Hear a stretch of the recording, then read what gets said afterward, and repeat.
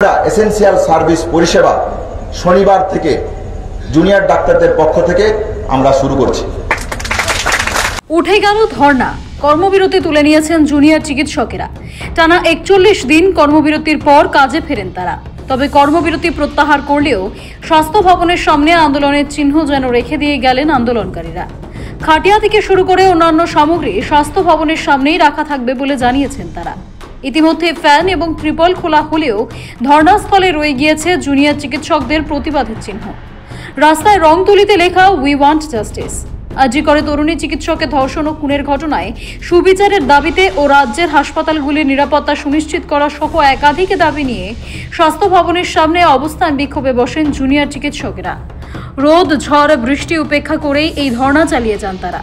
ধর্ণা মঞ্চ থেকে কেউ গেয়েছেন রবীন্দ্রসঙ্গীত, তো কেউ তুলেছেন উই ওয়ান্ট জাস্টিসের স্লোগান, আবার কারো গলায় গণসঙ্গীত।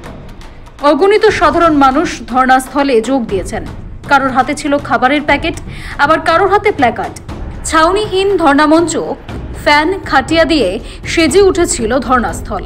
এর মাঝেই সুপ্রিম কোর্ট জুনিয়র চিকিৎসকদের কাজে ফেরার নির্দেশ দেয়। তবে সুপ্রিম নির্দেশের পরও জুনিয়র চিকিৎসকেরা তাদের দাবিতে অনড় ছিলেন। 5 দফা দাবি পূরণ না হওয়া পর্যন্ত কর্মবিরতি জারি রাখার সিদ্ধান্ত ছিল জুনিয়র চিকিৎসকেদের। রাজ্য জুনিয়র ডাক্তারদের দীর্ঘ স্নায়ুযুদ্ধ চলতে থাকে। মুখ্যমন্ত্রী মমতা বন্দ্যোপাধ্যায়ও তাদের দাবিগুলি মেনে নিয়ে কাজে যোগ দেওয়ার জন্য অনুরোধ করেছিলেন জুনিয়র চিকিৎসকদের। তবে পরবর্তীতে দাবি পূরণ হয়নি অভিযোগে ফের কর্মবিরতিতে যান জুনিয়র চিকিৎসকেরা। আন্দোলনকারীদের প্রতি রাজ্যের নমনীয় মনোভাবের কারণে রাজ্য জুনিয়র ডাক্তারদের বেশিরভাগ দাবি মেনে নেয়। তারপরেই কর্মবিরতি প্রত্যাহারের সিদ্ধান্ত নেন তারা।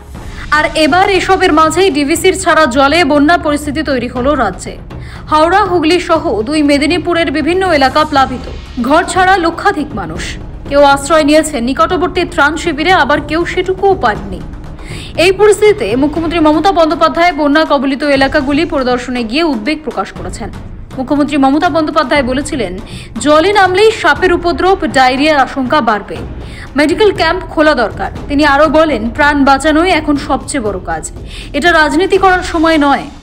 এরপর তোমরা কাজে যোগদান করো। মানুষের স্বার্থে। চারিদিকে বন্যা হচ্ছে, মানুষের কষ্ট হচ্ছে, চিকিৎসা পাচ্ছে না, অনেক পেশেন্ট আটকে আছে। সুতরাং মানুষ মনে করে আপনারাই তাদের ভগবান। সুতরাং আপনাদের আমি কাজে ফিরতে অনুরোধ করব। সমস্যা থাকলে সমাধান করতে হয়। ম্যালেরিয়া বাড়বে, ডেঙ্গু বাড়বে, জলজনিত রোগগুলো বাড়বে। আপনাদের খুব প্রয়োজন এখন। এই পরিস্থিতিতে মুখ্যমন্ত্রীর আর্জির 3 দিন বাদে রাজ্য সরকারের পক্ষ থেকে চিকিৎসকেদের দাবিগুলি বাস্তবায়িত করার নির্দেশ দেওয়ার বিষয়টি প্রকাশ্যে আসতেই কর্মবিরতি তুলে আপাতত জরুরি বিভাগে কাজে যোগ দেওয়ার সিদ্ধান্ত নেন জুনিয়র ডাক্তাররা। পাশাপাশি বন্যা পীড়িতদের দিকেও সাহায্যের হাত বাড়িয়ে দিয়েছেন। যে ভয়াবহ বন্যা পরিস্থিতি তৈরি হয়েছে, আমরা চিকিৎসক হিসেবে এই মানবিক জায়গাটাকে কখনোই এড়িয়ে যেতে পারি না। আমরা মনে করি, যখন মানুষ একজন চিকিৎসক তার কর্তব্যের জায়গা থেকে মনে করে, সে তার কর্তব্যের জায়গা কোনোভাবেই এড়িয়ে যেতে পারে না। যখন বিভিন্ন মানুষ বিভিন্ন জায়গা থেকে আহত হয়, সেই জায়গা থেকে আমরা মনে করি পশ্চিমবঙ্গের যে বন্যা কবলিত পরিস্থিতি তৈরি হয়েছে, বেঙ্গল জুনিয়র ডক্টরসের ফ্রন্টের পক্ষ থেকে যারা এই বন্যা কবলিত জায়গাতে মেডিকেল ক্যাম্প থেকে শুরু করে ত্রাণ শিবির থেকে শুরু করে তাদের সাহায্যে যা যা প্রয়োজনীয় পদক্ষেপ নেওয়া দরকার, ওই কাল থেকে এই কর্মসূচি শুরু করা। ধর্ণাস্থলে অতিরিক্ত শুকনো খাবার, পোশাক, ওষুধ বৃহস্পতিবার মাঝরাতেই গাড়িতে তুলে পাঠানো হয়েছে বন্যা কবলিত এলাকায়। ডাক্তাররা জানিয়েছেন, দুর্গতদের পাশে দাঁড়াতে অভয়া ত্রাণ শিবির খোলা হচ্ছে। খোলা হবে অভয়া ক্লিনিকও। তবে জুনিয়র চিকিৎসকদের তরফে বার্তা, দাবি পূরণ না হলে ফের কর্মবিরতিতে নামবেন তারা। সৌভিক সান্যালের রিপোর্ট, সময়, কলকাতা।